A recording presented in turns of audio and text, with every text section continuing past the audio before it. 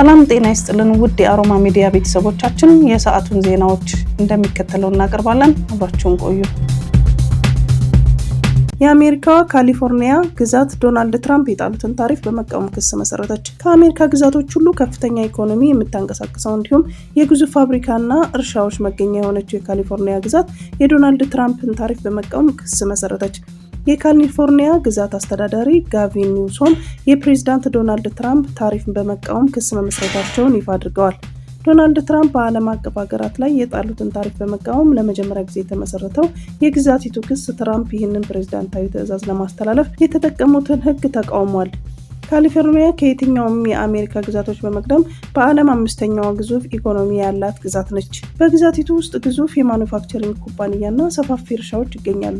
ታሪፉ በዓለም አቀፍ ንግድ ላይ የሚስተዋለውን አለመመጣጠን ይፈታል ሲል የሚከራከረው ዋይት ሀውስ የቀረበበትን ክስ ውድቅ አድርጎ የአሜሪካን ኢንዱስትሪዎች እየጎዳ ያለውን ብሔራዊ ድንገተኛ አደጋ መፍትሄ ለመስጠት መስራቱን እንደሚቀጥል አስታውቋል። የዋይት ሀውስ ቃል አቀባይ ኩሽ ዴሳይ ጋቪን ኒውሶም በካሊፎርኒያ የተንሰራፋውን ወንጀል የቤት እጦት እና አልቀመስ ያለውን ኑሮ ላይ ከማተኮር ይልቅ አገራችንን እየጎዳ ያለው የንግድ ጉድለት ለመፍታት ፕሬዝዳንት ትራምፕ የሚያደርጉትን ታሪካዊ ጥረት ለመግታት ጊዜውን እያጠፋ ነው ሲሉ ተናግረዋል። ኒውሶም እና የግዛቲቱ አቃቤ ሮብ ቦንታ ክስ መመስረታቸውን ይፋ ያደረጉት በካሊፎርኒያ የአልሞንድ እርሻ መካከል ተገኝተው በሰጡት ጋዜጣዊ መግለጫ ነው። የዓለማችን 82% አልመንድ የምታመርተው የካሊፎርኒያ ግዛት አርቲኮክ የወይራ ፍሬ፣ ዋልነትና የዘቢብ ብቸኛ አምራች ነች። የካሊፎርኒያ ግዛት አስተዳዳሪ የሆኑት ኒውሶም ዶናልድ ትራምፕ በጣሉት ታሪፍ የተነሳ ግዛቲቱ ፍትሐዊ ባልሆነ መልኩ ተጎድታለች በማለት ተከራክረዋል። ከጥር ወር ጀምሮ በዶናልድ ትራምፕ ላይ 15 ክሶች የመሰረተችው ካሊፎርኒያ ግዛት አሁን ደግሞ በአብዛኞቹ የዓለም ሀገራት ላይ 10% እና በቻይና ላይ 145% የተጣለውን ታሪፍ ተቃውማ ክስ በመመስረት የመጀመሪያዋ ሆናለች። አስተዳዳሪው ይህ የኛ መረዳት ነው፣ ለዚህም ነው በ40 ሚሊዮን አሜሪካውያን ስም በመሆን ራሳችንን ከፊት ያስቀደም ነው ብለዋል። የካሊፎርኒያ ግዛት የመሰረተችው ክስ ትራምፕ በዓለም ሀገራት ላይ ታሪፍ ለመጣል የተጠቀሙት ኢንተርናሽናል ኢመርጀንሲ ኢኮኖሚክስ ፓወርስ አክት የተሰኘው ሕግ ለእንዲህ አይነት ታሪፍ ጥቅም ላይ ውሎ አያውቅም፣ ስልጣኑም የአሜሪካ ኮንግረስ ነው በሚል ይሞግታል። የክሱ ዝርዝር ላይ የአሜሪካ ጠቅላይ ፍርድ ቤት የባይደን አስተዳዳሪ የተማሪዎችን ዕዳ ለመሰረዝ የሚያደርገውን እርምጃ ለማገድ የባይደንን ፕሬዝዳንታዊ ስልጣን ይለጥጣል በሚል ያሳለፈውን ውሳኔ በተደጋጋሚ ጠቅሷል። ኒውሶም ጠቅላይ ፍርድ ቤት ወጥነት ያለው አሰራር ካለ ይህ ክስ ለግዛቲቱ መቋጫ ነው ብለዋል። መረጃው እንደሚያሳዩት ይህ ሕግ በየትኛውም የአሜሪካ ፕሬዝዳንት ታሪፍ ለመጣል ጥቅም ላይ ውሎ አያውቅም። የካሊፎርኒያ በትራምፕ አስተዳደር የተጣለው ታሪፍ በመቃወም ክስ የመሰረተችው የመጀመሪያዋ ግዛት ሆናለች። ከዚህ በፊት በአነስተኛ ንግድ ላይ የተሰማሩ እንዲሁም የሲቪክ መብቶች እንዲከበሩ የሚሟገቱ ቡድኖች በተመሳሳይ የትራምፕን እርምጃ በመቃወም ክስ መስርተዋል። ትራምፕ በጥር ወር ወደ ስልጣን ከመጡ ወዲህ በዓለም ሀገራት ላይ የተለያየ ታሪፍ ጥለዋል። የአሜሪካ ፕሬዝዳንት ከውጭ የሚገቡ ሸቀጦች ላይ የተጣለው ታሪፍ ሸማቾች የአሜሪካ ምርቶችን እንዲገዙ ያበረታታል፣ የሚሰበሰበውን የታክስ መጠን እንዲጨምር እንዲሁም በሀገሪቱ ከፍተኛ ኢንቨስትመንት እንዲፈጥር ያደርጋል ብለዋል። ተቺዎቻቸው ግን ፋብሪካዎችን ወደ አሜሪካ በማምጣት ከባድ እና 10 ዓመታትን ሊወስድ እንደሚችል በመጥቀስ እስከዚያው ድረስ የሀገሪቱን ኢኮኖሚ አጣብቂኝ ውስጥ እንደሚወድቅ ጠቅሰው ተከራክረዋል። ተቺዎቻቸው ግን ፋብሪካዎች ወደ አሜሪካ በማምጣት ከባድና 10 ዓመታት ሊወስድ እንደሚችል በመጥቀስ እስከዚያው ድረስ የሀገሪቱ ኢኮኖሚ አጣብቂኝ ውስጥ እንደሚወድቅ ጠቅሰው ተከራክረዋል። ዶናልድ ትራምፕ እርምጃ ለመውሰድ ይፋ ካደረጉ በኋላ ውሳኔያቸውን ሲያዘገዩ ታይተዋል። በዚህ ወር መጀመሪያ ላይ ወደ 60 በሚጠጉ የአሜሪካ የንግድ አጋሮች ላይ ከፍተኛ ታሪፍ ከጣሉ ከጥቂት ሰዓታት በኋላ ከፖለቲከኞች ከፍተኛ ተቃውሞን ማስተናገዳቸውን ተከትሎ ከቻይና ውጪ ከሌሎች ሀገራት ላይ እርምጃው ለ90 ቀናት እንዲዘገይ ወስነዋል። የዩኬ ጠቅላይ ፍርድ ቤት የሴትነት ትርጉም በተፈጥሯዊ ጾታ ላይ የተመሰረተ እንዲሆን ወሰነ።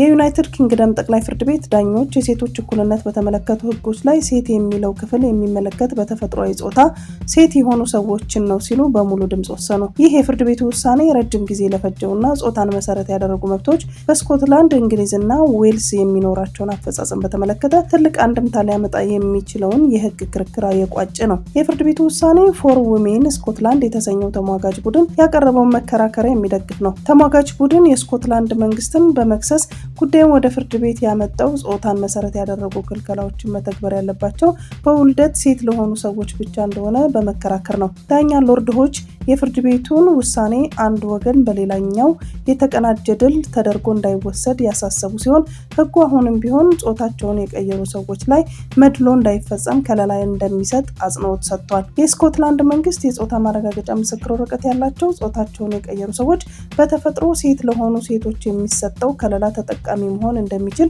በፍርድ ቤት ተከራክሯል። የፍርድ ቤት ክርክሩ እንደ አውሮፓውያን አቆጣጠር 2018 የተጀመረው የስኮትላንድ ፓርላማ በመንግስት ተቋማት ውስጥ የስርዓተ ጾታ ሚዛናነት ለማረጋገጥ ማውጣቱን ተከትሎ ነው። ፎር ዊሜን ስኮትላንድ ሚኒስትሮች በህጉ ውስጥ በተቀመጠው ኮታ ውስጥ ጾታቸውን የቀየሩ ሰዎችን አካተዋል የሚል ቅሬታ አቅርበዋል። ጉዳዩ ለበርካታ ጊዜ በስኮትላንድ ፍርድ ቤት ክርክር ሲደረግበት ነበር።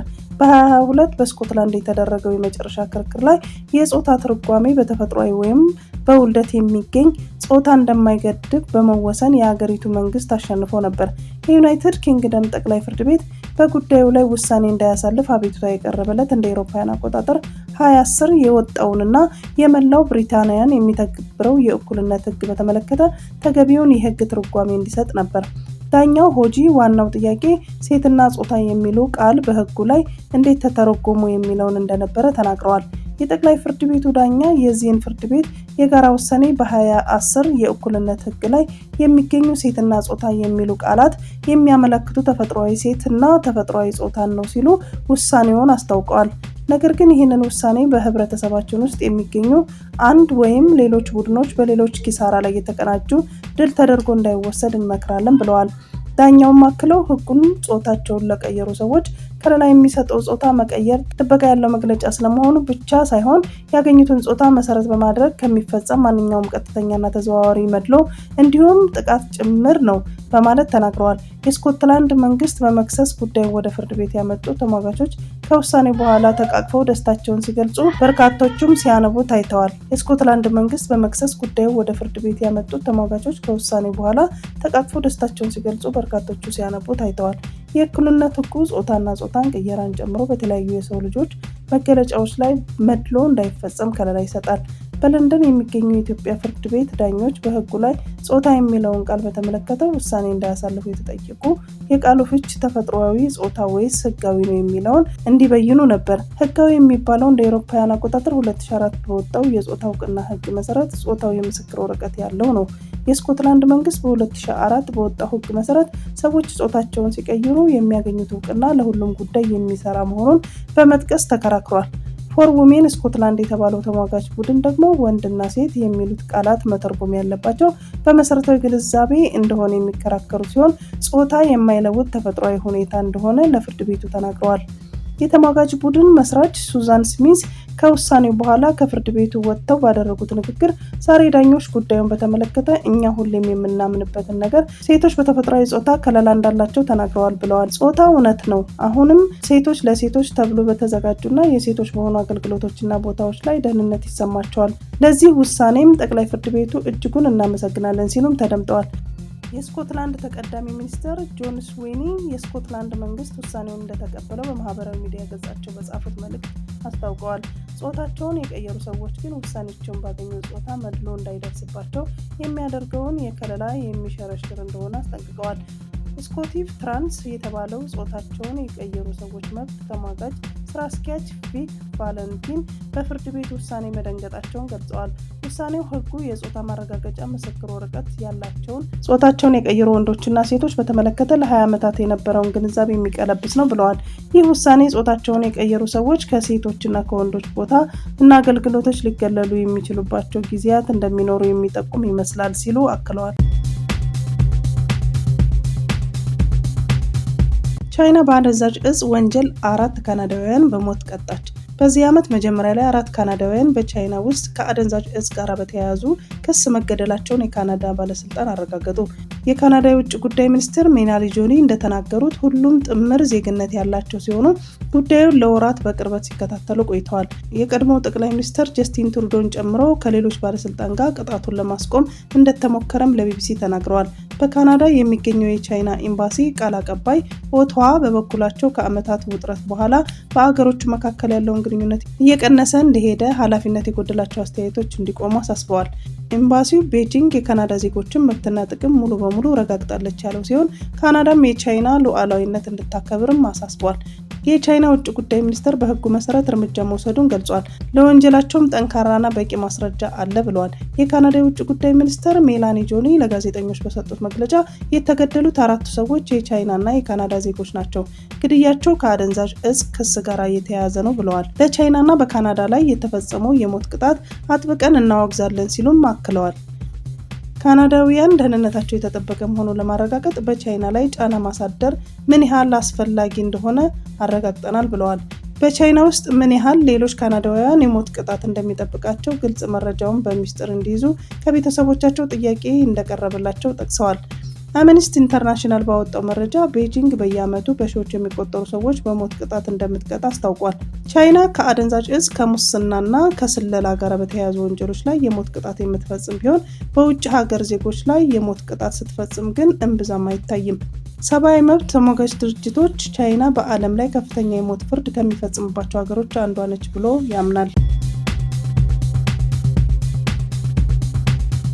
ብርጌድ ንሓመዱን በመባል የሚታወቀው የኤርትራ የተቃውሞ እንቅስቃሴ በአዲስ አበባ ከተማ የከፈተው ቢሮ በቀጣይ ወታደራዊ ማዕከሎች ሲቋቋሙ ማዕከላዊ ጽሕፈት ቤት ሆኖ እንደሚያገለግል መግለጹን ቢቢሲ ዛሬ ዘግቧል። በኢትዮጵያ ወታደራዊና ዲፕሎማሲያዊ ማዕከሎች ሊኖሩት እንደሚችል ያስታወቀው እንቅስቃሴው ብርጌድ ንሓመዱን የሚንቀሳቀሱ ኤርትራውያን ዋስትና ስለሚያገኙበት መንገድ ከኢትዮጵያ መንግስት ጋር መነጋገሩን የእንቅስቃሴው አመራር ነግረውኛል ሲል ቢቢሲ ዘግቧል። የኤርትራው ፕሬዝዳንት ኢሳያስ አፈወርቂ መንግስት ከስልጣን ለማውረድ የሚንቀሳቀሰው ብርጌድ ንሓመዱን በአዲስ አበባ ከተማ 22 ተብሎ በሚጠራው አካባቢ በሚገኝ አንድ ህንፃ ላይ የከፈተውን ጽሕፈት ቤት ስራ ያስጀመረው ባለፈው የካቲት አጋማሽ መሆኑን ያስታወሰው የቢቢሲ ዘገባ የጽሕፈት ቤቱን የምረቃ ስነ ስርዓት በሚያሳይ ቪዲዮ ላይ የብርጌድ ንሓመዱ አመራሮች የቢሮ መከፈት ለእንቅስቃሴው እጥፋት እንደሆነ ሲናገሩ ተደምጠዋል ብለዋል። እንቅስቃሴው ከፊት ሆነው ከሚመሩ ግለሰቦች አንዱ የሆኑት አቶ በየነ ገብረ እግዚአብሔር ጽሕፈት ቤቱ ተበታትኖ ለቆየው የብርጌድ ንሓመዱን እንቅስቃሴ አንድ መገናኛ ማዕከል እንደሆነ መናገራቸውን ዘግቦ አስነብቧል። ዶክተር ቴድሮስ ለሁለተኛ ጊዜ የታይም መጽሔት የዓመቱ 100 ተጽዕኖ ፈጣሪዎች ዝርዝር ውስጥ ተካተቱ። የዓለም ጤና ድርጅት ዋና ዳይሬክተር ዶክተር ቴድሮስ አድሃኖም በታይም መጽሔት የዓመቱ የዓለማችን 100 ተጽዕኖ ፈጣሪ ሰዎች በዝርዝር ውስጥ ለሁለተኛ ጊዜ ተካተቱ። ታይም መጽሔት በየዓመቱ በተለያዩ ዘርፎች የዓመቱ ተጽዕኖ ፈጣሪዎች ናቸው የሚላቸውን 100 ሰዎች ስም ዝርዝር ይዞ ይወጣል። በዚህም ዝርዝር ውስጥ የሀገራትና የድርጅት መሪ ስራ ፈጣሪዎች፣ አርቲስቶችና ስፖርተኞች እንዲሁም ጸሐፊያን ይካተቱበታል። ዶክተር ቴድሮስ አድሃኖም በታይም መጽሔት የ2025 ተጽዕኖ ፈጣሪ ዝርዝር ውስጥ የተካተቱት በዓለም ጤና ድርጅት ዋና ዳይሬክተርነታቸው ባበረከቱት አስተዋጽኦ ነው። እንደ አውሮፓውያን አቆጣጠር 2020 በሰዎች እኩልነት የጤና አገልግሎት እንዲያገኙ ባበረከቱት አመራር የተነሳ የታይም መጽሔት የ100 ተጽዕኖ ፈጣሪ ዝርዝር ውስጥ አካቷቸው ነበር። ዶክተር ቴድሮስ በማህበራዊ ሚዲያ ገጻቸው ላይ ባሰፈሩት ጽሑፍ በዝርዝር ውስጥ መካተቴ በምሰራበት የዓለም ጤና ድርጅት ውስጥ ለሚሰሩ ባልደረቦቼ እውቅና ነው ብለዋል። በመጽሔቱ ላይ ስለ ዶክተር ቴድሮስ ሀሳባቸውን ያጋሩ ዶክተር ላሪ ብሪሊያንት በበኩላቸው ዶክተር ቴድሮስ የዓለም ጤና ድርጅት ኃላፊ ከሆኑ በኋላ የዓለማችንን የጤና አገልግሎት ሽፋን ቀይረውታል ብለዋል። የፈንጣጣ በሽታ ከዓለም ላይ እንዲጠፋ ቁልፍ አስተዋጽኦ ያደረጉት ዶክተር ላሪ የዓለም ጤና ድርጅት ኃላፊ ይህንን ማድረግ የቻሉት በበሳል አመራርና ሳይንሳዊ በሆነ ውሳኔ አሰጣጥ በመታገዝ ነው ሲሉ አሞካሽተዋቸዋል። ዶክተር ቴድሮስ ለዓለም ጤና ስጦታ ናቸው ያሉት ዶክተር ላሪ የዓለም ጤና ድርጅት ለመጀመሪያ ጊዜ የመሩ አፍሪካዊ መሪ፣ የመጀመሪያው ሕክምና ያላጠኑ መሪ፣ ሚሊዮኖችን የገደለው ዓለም አቀፍ ወረርሽኝ የተጋፈጡ የመጀመሪያው መሪ፣ አሁንም ደግሞ አሜሪካ ከመሰረተችው ተቋም ፍትሃዊ ባልሆነ መልኩ ስትወጣ የተጋፈጡ መሪዎች ናቸው ሲሉ በመጽሔቱ ላይ ጽፈዋል። አክለውም በ194 ሀገራት የሚገኙ ሰዎችን ጤና የመጠበቅ ኃላፊነት እየተወጡ የሚገኙ ሲሉ ገልጸዋቸዋል። አመራሩ መርህ ላይ የተመሰረተ ነው፣ ሀቀኛ ነው፣ ውጤት ተኮርም ነው፣ ዓለማችንን ከዚህ በፊት ከነበረው በበለጠ ጤነኛ እንድትሆን አድርጓል በማለት ዶክተር ላሪ ታይም መጽሔት ላይ ምስክርነታቸውን አስፍረዋል። ዶክተር ቴድሮስ የዓለም ጤና ድርጅት ዋና ዳይሬክተር ሆነው ከመመረጣቸው በፊት እንደ አውሮፓውያን አቆጣጠር በ2012 እስከ 2016 ድረስ የኢትዮጵያ ውጭ ጉዳይ ሚኒስትር ከዚያም ቀደም ብሎ ደግሞ ለበርካታ ዓመታት የሀገሪቱ የጤና ሚኒስትር ሆነው አገልግለዋል። ዶክተር ቴድሮስ የኢትዮጵያ ጤና ሚኒስትር ሆነው ባገለገሉባቸው ዓመታት በኢትዮጵያ የጤና መሰረታዊ አገልግሎት መስፋፋታቸውና የህፃናትና የእናቶች ሞት መጠን መቀነሱን ይገልጻሉ። ዋና ዳይሬክተሩ የዓለም ጤና ድርጅት ለሁለተኛ ጊዜ በኃላፊነት በመምራት ላይ ይገኛሉ። የህወሓት አባል የነበሩት ዶክተር ቴድሮስ በመጀመሪያ ዙር የዓለም ጤና ድርጅት የኢትዮጵያ መንግስት ከህወሓት ጋር ጦርነት በገጠመበት ወቅት ለቡድኑ ድጋፍ ይሰጣሉ በሚል ከፍተኛ የኢትዮጵያ መንግስት ባለስልጣን በተደጋጋሚ ተከሰው ነበር። ዶክተር ቴድሮስ አድሃኖም የዓለማችንን ዋና የጤና ተቋም ለመምራት ከአፍሪካ የመጀመሪያው ሰው ሲሆኑ ለዓለም ጤና ድርጅት ዳይሬክተርነት ለውድድር ከቀረቡ ከበርካታ እጩዎች መካከል ተመርጠው ነው ለሁለተኛ ዙር ድርጅቱን እየመሩ ያሉት። በኤርትራ አስመራ ውስጥ ተወልደው ያደጉት ዶክተር ቴድሮስ አድሃኖም የመጀመሪያው ዲግሪያቸውን በባዮሎጂ ከአስመራ ዩኒቨርሲቲ አግኝተዋል። በተጨማሪ ከለንደን ዩኒቨርሲቲ በኢንፌክሽየስ በሽታዎች ጥናት ሁለተኛ ዲግሪ ያላቸው ሲሆን በማህበረሰብ ጤና ጥናትና ከኖቲንግሃም ዩኒቨርሲቲ የዶክትሬት ዲግሪያቸውን ተቀብለዋል። ዶክተር ቴድሮስ በኢትዮጵያ ውስጥ በሙያቸው በጤና አገልግሎት አሰጣጥ ዙሪያ ለበርካታ ዓመታት ሰርተዋል። የወባ በሽታ ጥናት የትግራይ ጤና ቢሮ ኃላፊ፣ ከዚያም የኢትዮጵያ ጤና ጥበቃና የውጭ ጉዳይ ሚኒስትር ሆነው ለረጅም ዓመታት አገልግለዋል። የዓለም ጤና ድርጅት እንደሚለው ዶክተር ቴድሮስ አድሃኖም የኢትዮጵያ ጤና ሚኒስትር በነበሩበት ጊዜ የሀገሪቱ ጤና ዘርፍ ላይ መጠነ ሰፊ የለውጥ ስራዎችን በማከናወን የጤና አገልግሎቶችን በሁሉም የሀገሪቱ አካባቢ ለሚገኙ ነዋሪዎች እንዲዳረሱ የሚያስችል መሰረት ጥለዋል። በርካታ የጤና መሰረተ ልማቶች እንዲገነቡ፣ የጤና ዘርፍ የገንዘብ ምንጮች እንዲሰፉ በማድረግ እንዲሁም የጤና ሰራተኞች ቁጥር እንዲጨምር በማድረግ ይጠቀሳሉ። በዚህ ምክንያት የመጀመሪያ የጤና እንክብካቤ ማስፋፊያ ፕሮግራም በመጀመሪያ 40,000 የሴት የጤና ኤክስቴንሽን ባለሙያዎች በመላው ሀገሪቱ ተሰማርተው አገልግሎት እንዲሰጡ አድርገዋል። በዚህ ምክንያት ከወሊድ ጋር በተያያዙ ምክንያቶች የሚሞቱ እናቶችና ህጻናቶች ቁጥር በከፍተኛ ደረጃ መቀነሱን የዓለም ጤና ድርጅት አመላክቷል። ዶክተር ቴድሮስ የዓለም ጤና ድርጅት ዳይሬክተር ከመሆናቸው በፊት ከተለያዩ ዓለም አቀፍ የጤና ተቋማት ውስጥ በአመራርነት ቦታ ላይ ሰርተዋል። የዓለም ጤና ድርጅት ዋና ዳይሬክተርነት ከተረከቡ በኋላ ዶክተር ቴድሮስ በድርጅቱ ውስጥ ከፍተኛ የለውጥ ስራ በመጀመር በርካታ ውጤቶችን መገኘታቸውን የዓለም ጤና ድርጅት ጠቅሷል።